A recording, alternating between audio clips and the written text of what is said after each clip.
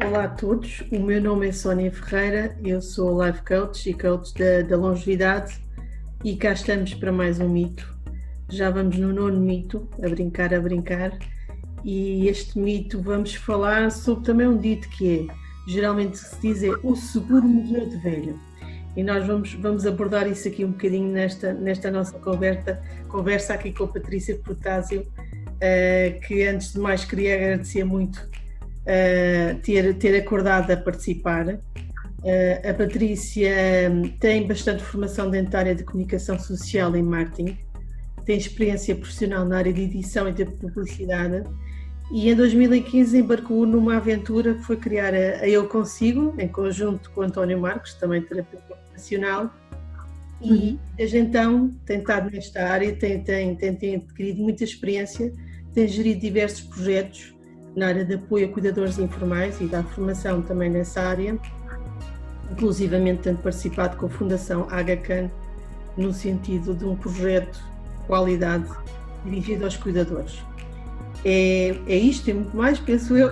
Nós vamos aqui também trazer a sua experiência à conversa, mas realmente este mito, nós falámos as duas, trocámos algumas impressões, mas realmente fala aqui da questão da segurança. O quanto a segurança, por um lado, é importante, e nós vivemos num país que é mais conservador, dá muita importância a estes aspectos, mas será que às vezes nós também não super protegemos os maiores e os séniores e tiramos um bocadinho da sua identidade? Eu acho que hoje era interessante nós as duas abordarmos isso e para também trazer aqui novos pensamentos sobre o processo. Mas eu acho que isso um bocadinho, né, Patrícia? Eu acho que esta questão da proteção não se fala muito, mas é algo que tu também vês e também tu percebes isso, não é? Sem dúvida. Sónia, obrigada antes de mais por me teres convidado a participar nestes mitos da longevidade e começo por te dar os parabéns porque é uma iniciativa fantástica que dá a oportunidade a pessoas como eu, que estão um bocadinho nos bastidores, para trazerem aqui um bocadinho o seu ponto de vista acerca destes temas. Sim, o seguro morreu de velho, é o tema que nos traz hoje, mas aqui temos que pensar se vale a pena morrer velho e seguro, ou se há alguns riscos que vale a pena também correr, não é? Porque para termos qualidade de vida, às vezes temos que correr riscos e não pensar só na segurança. Nós temos, por exemplo, quando falamos com cuidadores informais, muitas vezes percebemos que as pessoas que são cuidadas por eles acabam por viver numa espécie de uma redoma em que não fazem nada por si, não é? Não têm direito a ter a sua própria iniciativa. O seu poder de decisão está incrivelmente diminuído, apenas porque os seus cuidadores, na ânsia de cuidar e de cuidar bem e de cuidar corretamente, acabam por exagerar um pouco e tiram-lhes essa espontaneidade que as pessoas idosas também têm e também têm direito a ter, não é? Acabamos por ter muitas vezes pessoas idosas que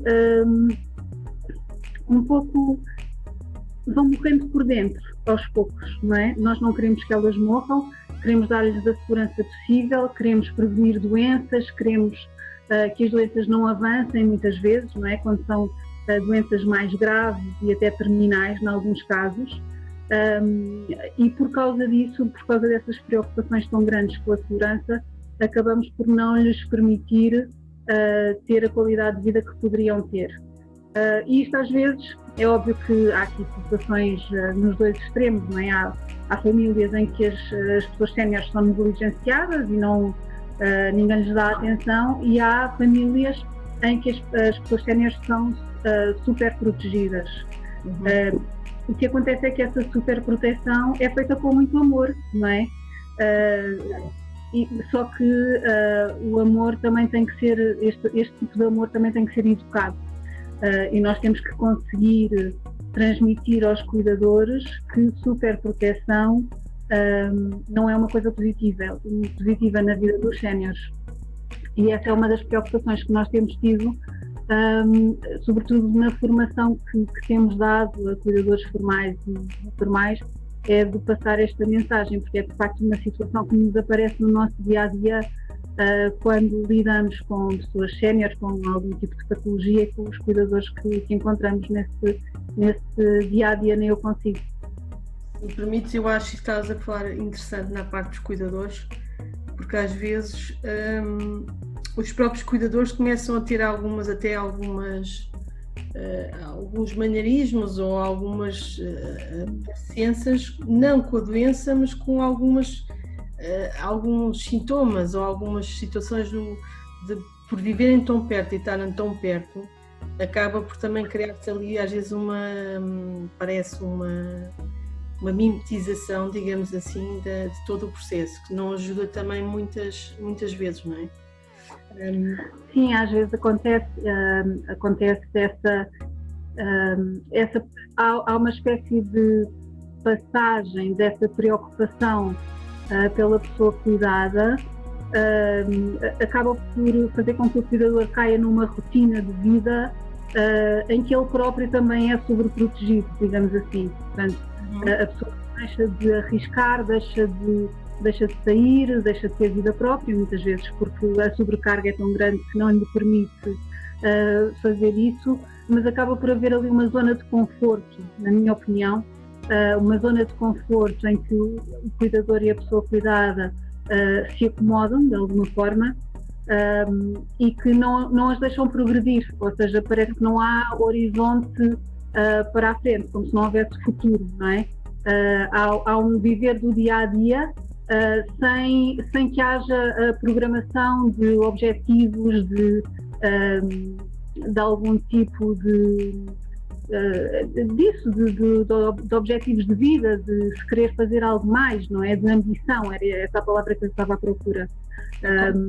É como se desse um facto adquirido que a pessoa naquela idade tem que ser assim, ou só pode fazer assim.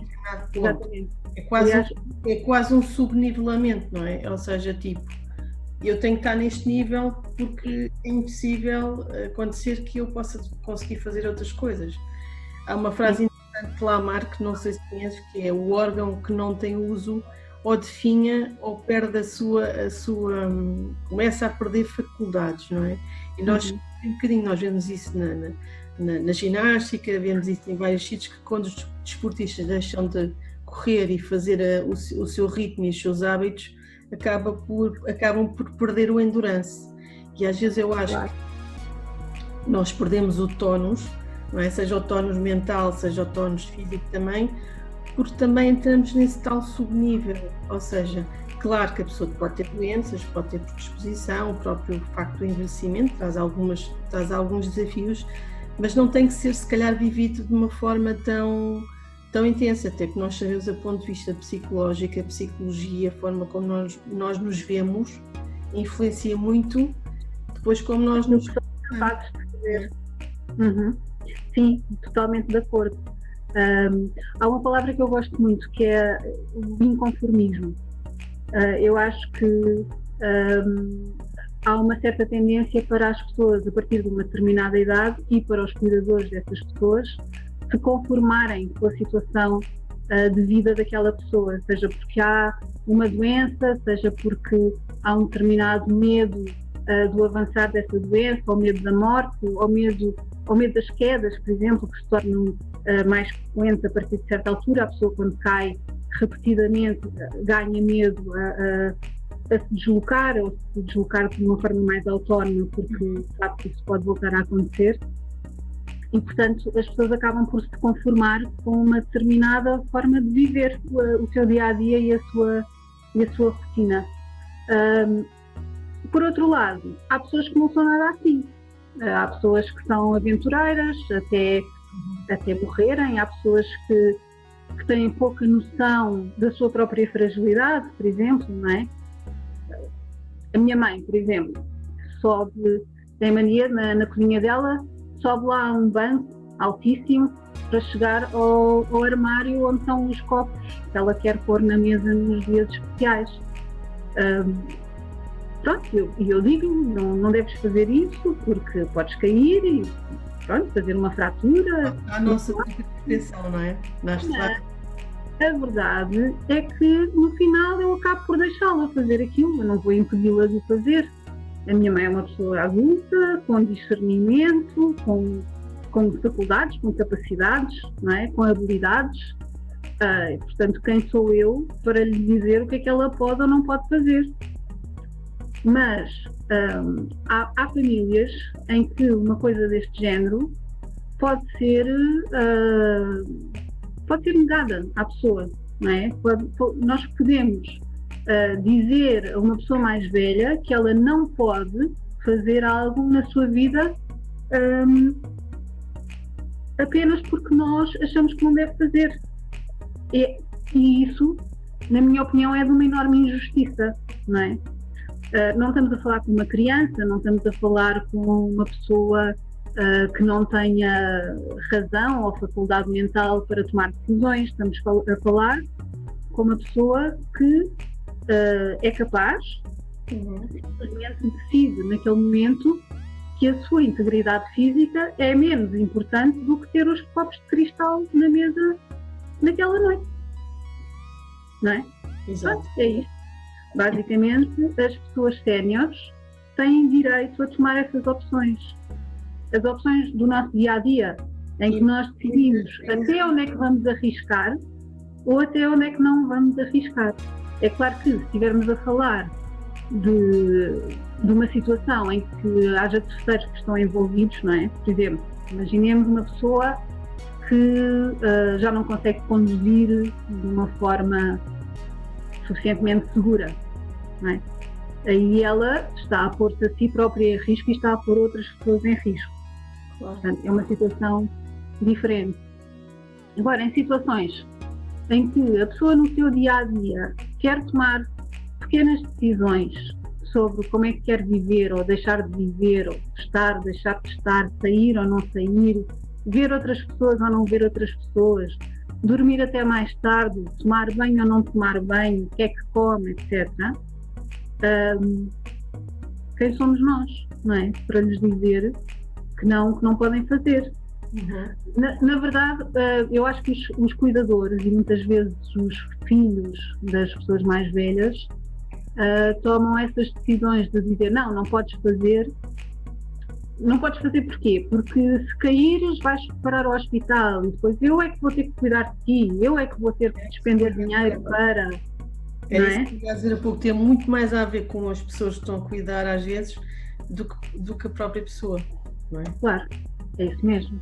Porque as pessoas sabem que implicações têm e muitas vezes, pronto, tem essa tipo, eu é que vou ficar numa situação complicada, eu que tenho o dever de cuidar, eu que tenho a obrigação, que isso é outra coisa. Por acaso... Mas é uma coisa que nós temos que ponderar, não é? Eu acho que nós temos mesmo que ponderar isso. O facto de a forma como a pessoa decide viver a sua vida poder complicar a nossa vida enquanto cuidador não é motivo suficiente para lhe negar esse direito, na minha opinião. Claro. Portanto, nós temos uma família, temos as pessoas que são da nossa família, temos as pessoas de quem cuidamos, e ter esse privilégio é paga suficiente para também termos que correr os riscos que vêm com ele, não é? Isso é que, infelizmente, muitas vezes, eu vou falar, mas não vou falar que seja todas as pessoas, não é? Por isso, muitas vezes despeja-se, digamos assim, as pessoas para lares ou para alguns locais, não é? Porque às vezes é mesmo necessário as pessoas estarem nesse local, ou que não existe pessoas para cuidar, ou por N situações, mas a verdade é que muitas vezes despeja-se como um descargo de consciência, tipo, eu pelo menos estou a dar algum apoio, mas é aquele apoio que é um apoio mais distante, não é um apoio de lá está, como os casais às vezes, não é? Tipo, tem que no dia-a-dia lidar com as situações e às vezes há coisas que não são agradáveis ou não são tão fáceis de lidar ou que nos fazem ver que nós vamos poder passar por aquilo mais à frente, não é? Portanto, nós no futuro, obviamente pelo processo de envelhecimento também vamos passar por determinadas situações e às vezes eu posso não querer ver muito isso porque isso vai-me fazer refletir sobre a condição do envelhecimento. Sim, sobre aquilo que eu próprio vou ter que passar. Não é? Mais ou menos, cada um à sua maneira, mas que tem um bocadinho a ver com isso. E eu acho que essa questão também é uma questão que tem que vir mais à baila, as pessoas desmistificarem, estarem mais... começar-se a falar mais sobre isso. Porque na verdade é que as pessoas sofrem, entre aspas, em silêncio, não é? Há muitas situações complicadas. Por um lado, o cuidador, porque tem que lidar com um sem número de coisas, não é? Às vezes procura informação, não é? E procura também mais conhecimento, mas nem sempre é fácil. E acho que às vezes também se focaliza, por exemplo, a cuidar de alguém, se focaliza só nas pessoas que estão mais próximas. Quando se podia muitas vezes criar uma certa rede de amigos e outras pessoas familiares, que poderia ser até importante também entrar dentro do processo, e às vezes fica muito focalizado só em uma ou duas pessoas e realmente a fazer aquele papel. Tu tens mais experiência que eu nessa área? É, sem dúvida. Nós lidamos com muitos casos de famílias numerosas, por exemplo, pais já com idade avançada que têm muitos filhos, mas mesmo nessas situações existe sempre um cuidador principal que suporta a maior parte da responsabilidade, digamos assim, embora depois partilhe com os outros algumas decisões e algum do trabalho. E depois temos muitas outras situações que são como tu estavas a relatar, portanto, situações em que há uma pessoa cuidada e um cuidador e acabou, e mais nada. Muitas vezes também penso que há algum desconhecimento das iniciativas que estão disponíveis para os cuidadores. Acho que a própria mensagem do Estatuto do Cuidador ainda não chegou até onde deve chegar, portanto acho que ainda há, segundo aquilo que percebi, um número muito baixo de pessoas que pediram o Estatuto. E penso que há um grande desconhecimento ainda sobre quais é que são as condições mínimas para se obter o Estatuto de Cuidador, como é que se pode pedir, quais é que são os benefícios que se pode obter, e portanto essa é uma mensagem bastante importante de fazer chegar às pessoas. Por outro lado, as câmaras municipais também têm muitas vezes uma série de iniciativas, muitas delas gratuitas, e que podem ajudar os cuidadores. Aqui, por exemplo, no município de Cascais, que é onde eu vivo, existe uma iniciativa muito engraçada que é a Academia da Saúde, que todos os meses tem inúmeras atividades para o público em geral, e algumas delas também gratuitas para cuidadores, coisas relacionadas, por exemplo, com mindfulness ou com outras atividades físicas, aconselhamento e todo o encaminhamento que é necessário para as várias valências existentes no concelho, feito por assistentes sociais que conhecem bem o território e todas as respostas que existem e que podem ajudar as pessoas, não é? O que eu acho é que os cuidadores que nós encontramos no nosso dia-a-dia enquanto profissionais, a maior parte das vezes não têm o conhecimento necessário deste tipo de iniciativas que no fundo estão a dispor delas, mas de alguma forma elas não chegam onde devem. E se calhar eles também não estão muito abertos, se calhar numa primeira abordagem, não sei, no sentido de estarem tão embrenhados no próprio processo que muitas vezes não estão assim tão abertos a que venha alguém externo, não sei. Falaste na questão de resistentes sociais, que podem fazer aí uma boa ponte, não é? Porque podem conhecer também as pessoas e começam também aos poucos também a entrar no convívio delas, mas às vezes o que eu acho é que as pessoas, tipo, eu tenho a obrigação de passar por isto, sou eu que tenho que fazer, e isto, e às vezes não está ali muito, porque isto vem um bocadinho mais para trás, não é? Que é o que nós temos falado aqui nos vários mitos, temos debatido isso, que é uma questão de mentalidade. Nós ainda vemos o envelhecimento depois mais próximo da própria morte e da própria processo da morte, que também tem a sua carga, digamos assim, nós vemos o processo de envelhecimento como uma perda de faculdades, perda de mobilidade, perda de relacionamentos, ou seja, se a coisa lá para trás também não está bem esclarecida, ou se também a própria pessoa às vezes não procura também manter-se ativa e também manter-se estimulada, quando chega a esta altura fica totalmente dependente, digamos assim, ou mais dependente de alguém que cuide delas, não é? Ou alguém, algum órgão, seja alguma... Exato. Nós costumamos, muitas vezes nas formações que preparamos, nós temos a preocupação de pensar isto de uma forma dupla, ou seja, a pessoa que já envelheceu e a pessoa que cuida e que está também num processo de envelhecimento, não é? Porque todos nós estamos num processo de envelhecimento e aos poucos temos que nos adaptar às diversas mudanças que vão ocorrendo ao nível do nosso organismo, da nossa parte biológica, mas também da parte psicológica e da parte emocional, da parte social, não é? Há todas camadas, há várias camadas do envelhecimento pelas quais nós passamos. E para nós há sempre os dois lados da moeda, que é o cuidador e a pessoa cuidada. Se nós tivermos um cuidador que está atento a estas questões, não é? Que está informado sobre o processo de envelhecimento, que está alerta para as dificuldades que surgem, mas também as oportunidades que surgem. Porque o processo de envelhecimento não é só, como estavas a dizer, uma questão de perdas, é também uma questão de oportunidades e de sabermos quais é que elas são, onde é que elas existem, como é que podemos tirar partido delas. Como eu dizia, se o cuidador estiver alerta para isso, melhor vai poder auxiliar a pessoa cuidada, porque vai ter uma compreensão completamente diferente do que é ser uma pessoa sénior nos dias de hoje e quais é que são as oportunidades que existem para essa pessoa, quais é que são os recursos que essa pessoa tem e que podem ser aproveitados. Essa preocupação que nós temos na formação que fazemos é tentar alertar.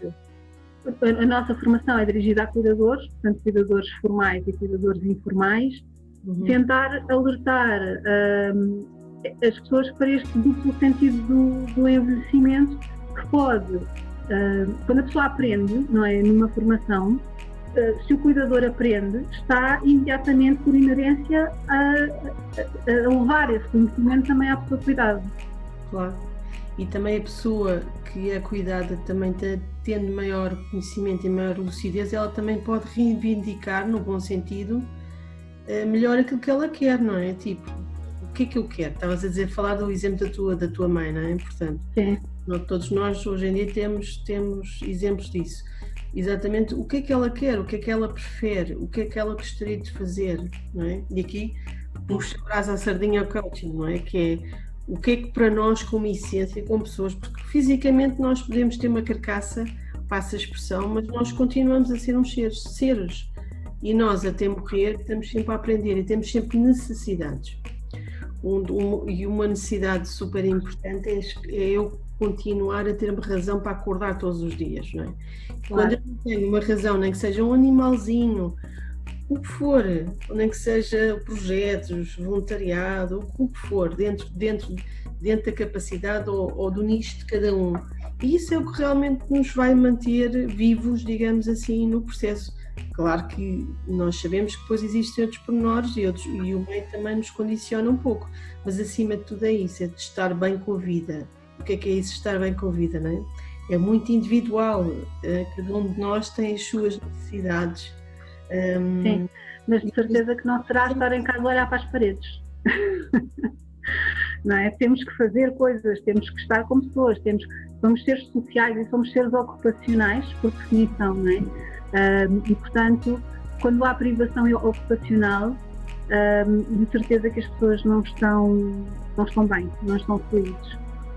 Aliás, eu penso que toda esta questão do Covid-19 e da pandemia tem vindo a agravar terrivelmente as coisas, mas isto já era, como começámos a falar no início desta conversa, algo que vinha de antes, não é? Esta coisa do museu de velho, agora então é levado ao extremo, não é? Porque As pessoas não podem tudo, é a proteção de tudo, até desafio. Estar com as outras pessoas, não podem receber visitas nos lares, não podem ir às compras, não podem ir ver um espetáculo, não podem ir ao mercado, não podem ir ao café, não podem comprar o jornal. Quer dizer, o que é que as pessoas podem? Não é? Não podem. Uma pessoa sénior que tenha, por exemplo, uma patologia já, uma doença crónica, vê-se entre a espada e a parede, que é vou morrer da doença, vou morrer de Covid-19 ou vou morrer emocionalmente, não é? Vou morrer intelectualmente, vou morrer interiormente, porque as pessoas perdem qualquer pequena alegria que tinham até ali, as visitas dos netos, o fazer o Natal com a família, são as pequenas coisas que dão alguma alegria às pessoas ao longo do ano. É tal privação sensorial que nós, e estímulos que a pessoa tem, não é?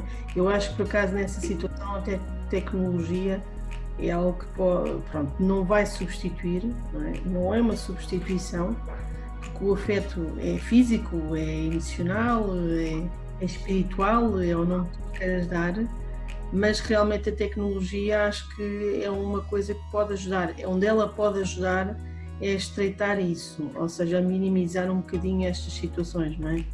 Temos os devices que podem permitir que o senhor mais idoso veja a família e contactar com a família, sendo diferente, é algo que pelo menos permite que a pessoa não perca aquele contacto, realmente não falar, não sorrir, não ver ninguém, é aquilo que depois também acaba por, como tu dizias, a parte social é uma coisa muito, muito, muito importante, que a relação que o outro faz também para que eu possa reassinar a minha própria relação comigo próprio, não é? E mesmo do ponto de vista cognitivo, as pessoas estão a falar muito menos umas com as outras, estão a ter que se desafiar muito menos, e isso tem as suas implicações, e ao longo dos meses nós já notamos, por exemplo, com colegas com quem falamos que estão a trabalhar em residências, em lares, etc., que há um declínio cognitivo bastante acentuado junto dos utentes que têm. É óbvio que é feito um esforço no sentido de diversificar todas as atividades que podem ainda ser feitas, e com muita imaginação e muita criatividade vão aparecendo novas soluções para manter as pessoas de alguma forma ativas, mas isto tem consequências a médio e a longo prazo, não é? Agora temos que pensar na situação que temos. Há situações em que eu considero que vale a pena ponderar até que ponto é que se deve ou não correr alguns riscos, não é? Eu não sou defensora, é óbvio que há muitos cuidados que têm que ser tidos e que as pessoas têm que ter responsabilidade e noção dos riscos que correm, mas não é solução fechar uma pessoa sénior em casa e partir do princípio que está tudo bem, porque neste momento há esse argumento, ou seja, se for uma pessoa que até nem me apetece muito estar com o meu pai ou com a minha mãe, não é? Eu neste momento tenho um argumento ótimo, que é, não posso por causa do Covid-19. Há pessoas, há muita gente que está a sofrer por não poder estar com os seus séniores, mas também há muita gente que está de alguma forma aliviada por não poder estar com os seus séniores e ter...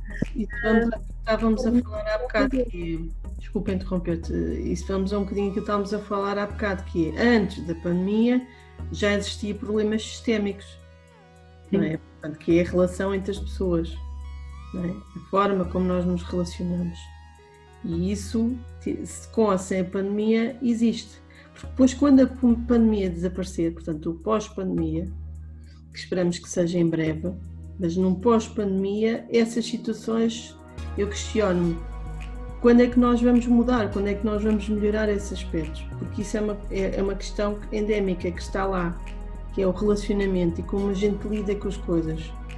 Porque, como eu dizia, às vezes é mais fácil dizer assim, está ali a pessoa, pronto, está bem tratada, está comida, está tudo bem, mas o resto, como pessoa, é que precisa de ter o acompanhamento e que precisa ter esse ânimos para evoluir e para até morrer para ter vida, não é? Isso é que é. E quando nós falamos do segundo morreu de velho, da superproteção, que começámos a falar, não é? Nem superproteção, nem sobreproteção, não é? Nem proteção, pois. Arranjar aqui um ponto equilíbrio, não é? Depois também há situações em que as pessoas têm de facto muito medo de assumir responsabilidades porque, de facto, pode acontecer qualquer coisa, não é? Pode acontecer qualquer coisa. E não é fácil pensar, bem, eu vou aqui facilitar um bocado as coisas e vou assumir este risco para ver se o meu pai, ou a minha mãe, ou a minha tia não ficam completamente deprimidos, por exemplo. Mas depois pode acontecer qualquer coisa, não é? É preciso muita coragem para assumir, eu acho que é preciso muita coragem para assumir este risco. Mas às vezes é um bocadinho como eu vi algumas notícias durante este tempo da pandemia que me chocaram um bocadinho, que foi, vamos lá dar prioridade aos mais novos, porque os mais velhos têm pouco tempo de vida, portanto não nos vamos, entre dar muito cuidado até médico, vamos priorizar os mais novos em relação aos mais idosos. Que eu concordaria talvez em dizer assim, aos mais idosos, importam-se, é da vossa vontade realmente que seja priorizado, e se a pessoa disser, lá está, é a pergunta, como é que eu que estou fora posso decidir quem é que é mais ou menos, sendo que a própria pessoa é que pode arriscar e dizer, sim senhora, eu risco, por favor cuidem da pessoa mais nova, que é essa a minha decisão. Agora, nós fazemos este tipo de decisões baseadas só na parte física, fisiológica, do que é a biologia, digamos assim, é algo um bocadinho precioso, porque então nós vamos aqui então fazer aqui um juízo de valor e a gente não sabe, porque mesmo um idoso em relação ao mais novo, pode o idoso sobreviver em relação ao mais novo. O mais novo pode ter um conjunto de complicações de doenças que o Covid vai ativar e até está em piores condições que o mais idoso. E mais, não é o mais e o menos, são ambas pessoas a salvar e a tentar ajudar dentro do que é possível.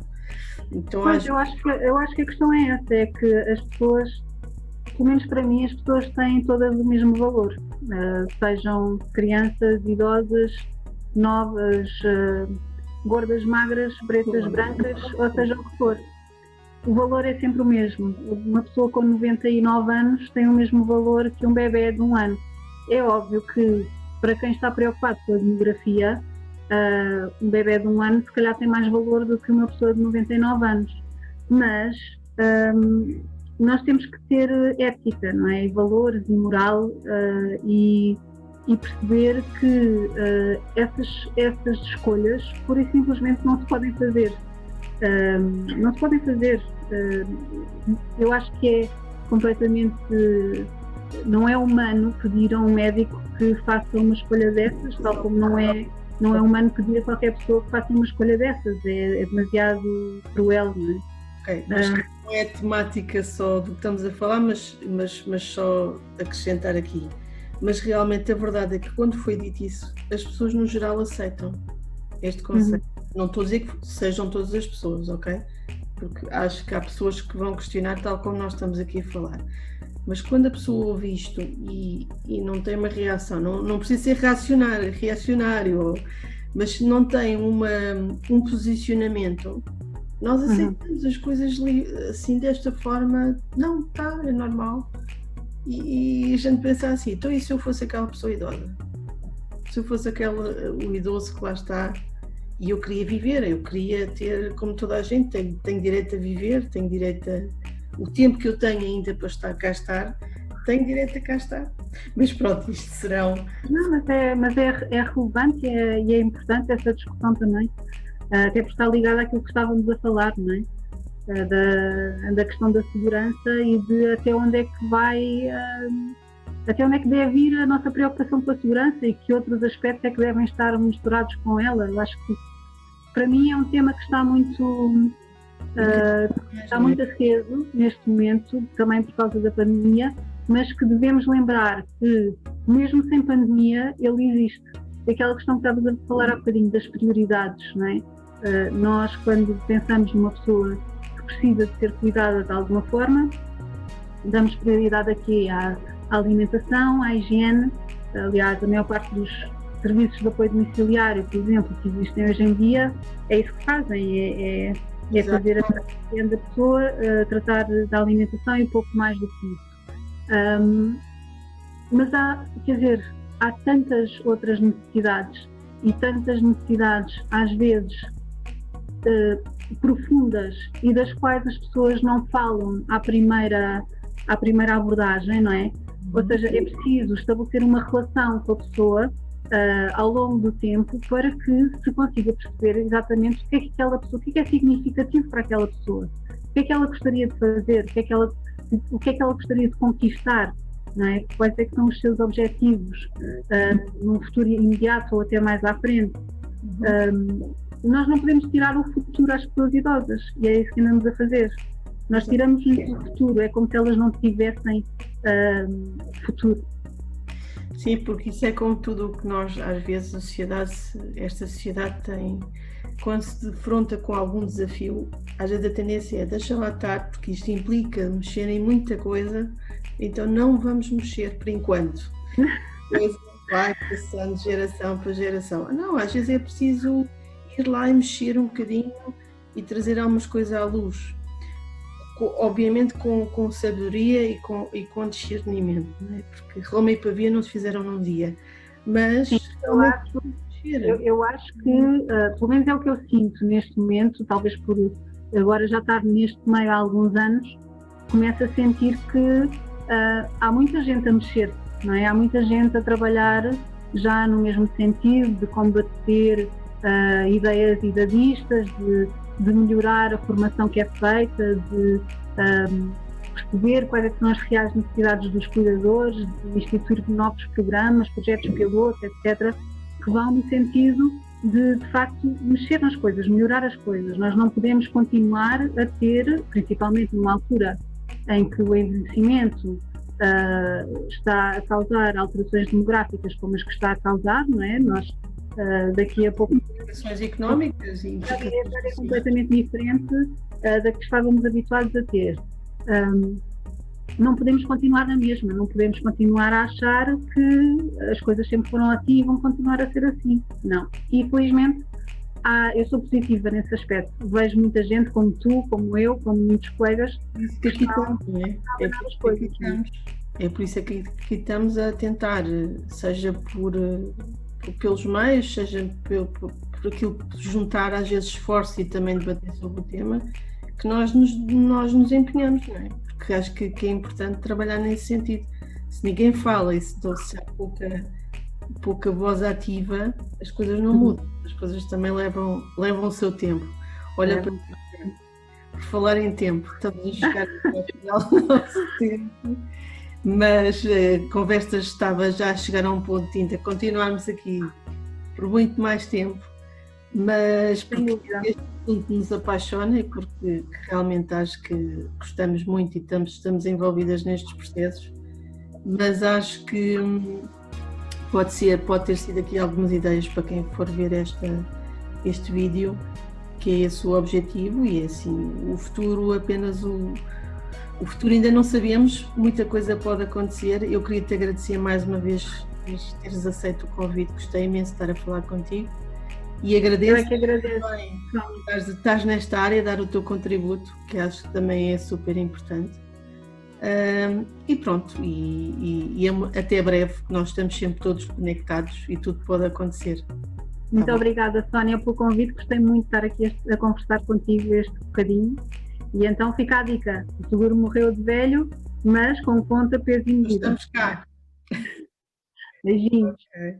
Obrigado.